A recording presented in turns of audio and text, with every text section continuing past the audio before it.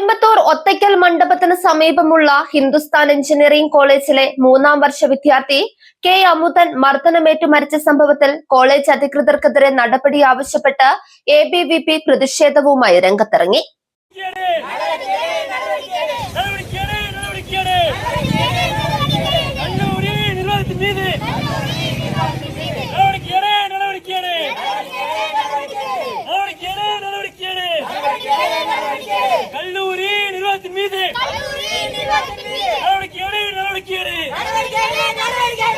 നവ ഇന്ത്യയിലെ Hindustan college of arts and സയൻസിന് മുൻപിൽ നടന്ന പ്രതിഷേധത്തിൽ വിദ്യാർത്ഥിയുടെ മരണത്തിൽ കൃത്യമായി അന്വേഷണം വേണമെന്നും കോളേജ് അഡ്മിനിസ്ട്രേഷൻ, ബന്ധപ്പെട്ട വകുപ്പ് മേധാവി, ഡീൻ എന്നിവർക്കെതിരെ നിയമ നടപടി സ്വീകരിക്കണമെന്നും പ്രതിഷേധക്കാർ ആവശ്യപ്പെട്ടു.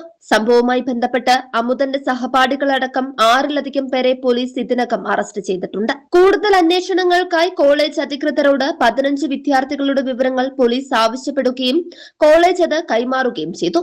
ലഹരിമരുന്ന് ആരോപണങ്ങളിൽ കൃത്യമായ തെളിവുകൾ ലഭിച്ചിട്ടില്ലെന്നും കുടുംബത്തിന്റെ മൊഴിയുടെ അടിസ്ഥാനത്തിൽ അന്വേഷണം തുടരുകയാണെന്നും പോലീസ് അറിയിച്ചു.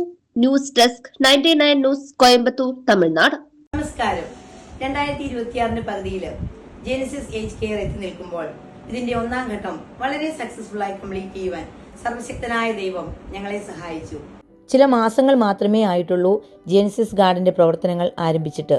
എങ്കിലും പലയിടങ്ങളിൽ നിന്നും സ്നേഹസമ്പന്നരായ പല മാതാപിതാക്കന്മാരും അവരുടെ റിട്ടയർമെന്റ് ജീവിതം ചെലവഴിക്കുവാൻ ജെനസിസ് തിരഞ്ഞെടുത്തപ്പോൾ ഞങ്ങൾ 1ാം ഘട്ടത്തിൽ നിർമ്മിച്ച എല്ലാ റൂമുകളിലും ഏകദേശം റെസിഡൻസ് നിറഞ്ഞതിനാൽ ജെനസിസ് ഗാർഡൻ ഏജ് കെയറിന്റെ 2nd പാർട്ട് ബിൽഡിംഗ് പണികൾ ഉടൻ ആരംഭിക്കുന്നു.